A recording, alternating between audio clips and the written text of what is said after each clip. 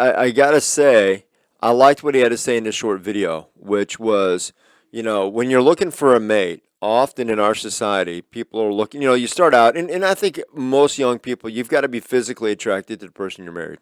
So, and so it starts out as a sexual attraction, but it's that looking past that to, is this somebody who I can spend the rest of my life with? Is this somebody who I can build a life with? And the values that they have. I get asked this all the time. Does my spouse have to have all my values? And I always say the same thing. No, because you're not marrying yourself. Okay, you're not marrying yourself, but there has to be certain things that they have to be willing to do if a marriage is going to be successful. One of those, in my mind, is they have to, even if you, as a male head of the house, are wrong, they need to support you even when you're wrong, knowing that. So they can give their opinion. You should value it as a husband, but as leader of the house, they should also submit to, okay, well, if he's going this road, I'm going to go ahead and support it, even if I disagree with it for the moment. I think that is a sign of a good marriage. And that will lead to, if a husband is truly submitted to the Lord and he's leading, the Holy Spirit is going to guide him. And he will take his wife's information and value it highly, right? Highly value it. He will also want to help her grow spiritually. And so, I've had young men will say, well, she goes to this church and they kind of do. And I'll be like, well, she's already a believer, right? Well, yeah. Well, she may be a young believer. I said, she doesn't have all your experience that maybe you've gone through, and vice versa. Maybe she's gone through things. I said, that's okay that you guys aren't on the exact same plane, but there has to be some willingness to grow together, because as you grow together, those things will start to happen where your planes will even out as you're growing together. So, are you praying together? Are you doing devotionals together, small groups together, starting to do church together? Start to do life together. Those type of things, I think, when you come from different, you're always going to come, right? You're going to, like any marriage or any relationship, you're going to come from different places, and you're all both going to bring luggage and thoughts and processes.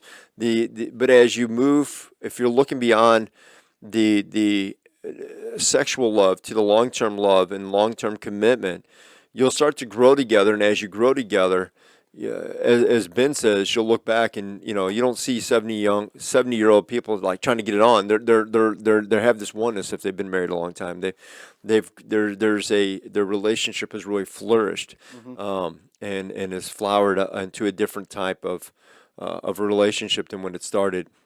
And I can say this from being married to my wife 22 years ago. My thoughts and opinions. I mean, even my thoughts and opinions of 22 years ago as a man have changed. Okay, I mean, I always tell people my life got rocked when I got married. It got rocked again when I had my first daughter. Got rocked again when I had my sons. Each of those things, when I had the experience with my partner that I shared in our last thing, all those things caused me to grow as an individual and as a person. God used those situations to stretch and move me.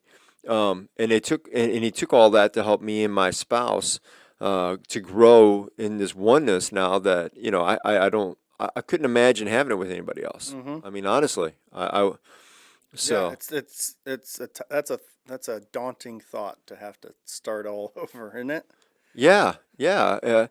Well, and I think about how far we have come together. We didn't start out that way. Right. You And it was know, a lot of work. yeah, yeah. I mean, Amy, when we were first married, she had grown up in the Catholic Church, and so some of the thoughts and ideologies she had, I had grown up really in almost three different churches. I had my parents' church, I had my best friend's church, which was Baptist, and I had my next door neighbor's church, which was Assembly of God. So I had a very unique opinion about theology and hmm stuff. And then I went to school at Mobab, and I'd taken time to flesh out my theology, and now I'm marrying this incredible woman, and she was open to grow spiritually, but she hadn't thought about half the things that I had worked out and fleshed out the last 3 or 4 years Right. in going to Bible college. Right, theologically, she was just like, I just want to know Jesus and love him.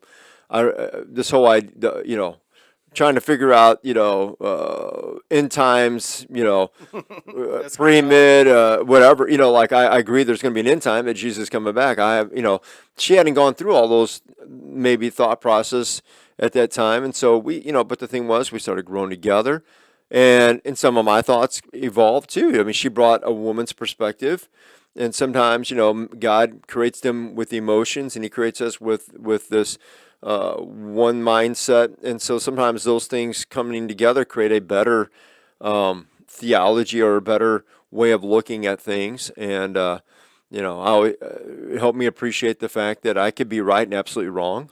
Yeah. Okay, I mean, one of the things you'll learn in marriage, if you're young and you're watching this and you're not married or you're dating somebody, one of the first things you'll learn is, as a man, you can have all your facts right. You can be 100% right in your conversation and what you're saying to your significant other or spouse.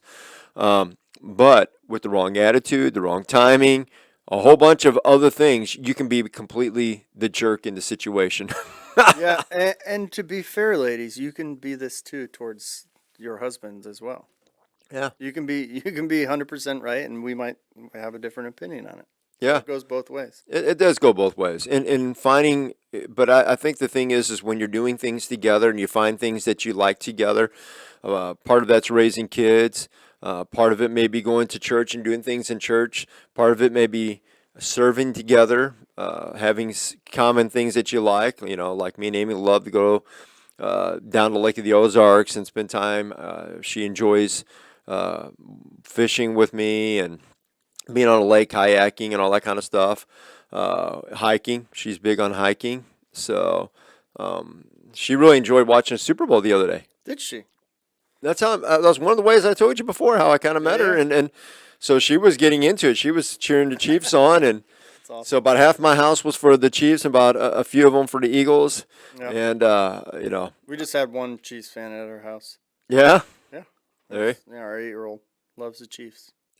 I like the Chiefs. I just thought that the Eagles always balance my love and passion with the reality of life. So I was hoping the Chiefs would win internally, Mm-hmm. but I looked at the facts, and the facts said that the Eagles were just looking like this was their team. This was their year.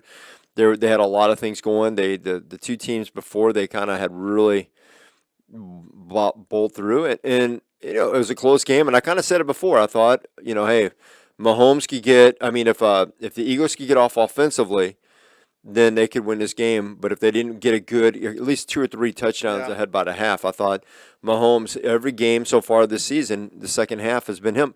Reminds me a lot of Tom Brady, young Tom Brady. Tom Brady was known for his second half comebacks and Yeah. changes. Well, So, that is a lot to do with the coaches in the NFL. Like Andy Reid and all oh, his coaching staff came and said, "This is what we need to change," and they they made the changed it. adjustments and Yeah. did really Yeah. good. Absolutely, adjustments are huge, right? Yeah. So, well, hey, getting into love, let's end with the passage of love, or one of them in the Bibles, but Mm-hmm. certainly one of the most quoted ones for weddings, love, and in Yeah. general. Yeah. And I think it gives the full definition of love. So I'm going to put it up here for those who are watching.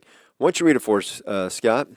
Sure, and I just want to just as we're reading this, I want to point out that this talks about love, what it is, but also a lot of these descriptions of love are what love isn't. Yeah. So there is both to this. It just isn't love is kind, love is. Well, to There are understand things. love, I think you also got to understand what it's not, right? Right. What the Yeah. perversion is. You're right. So, Absolutely.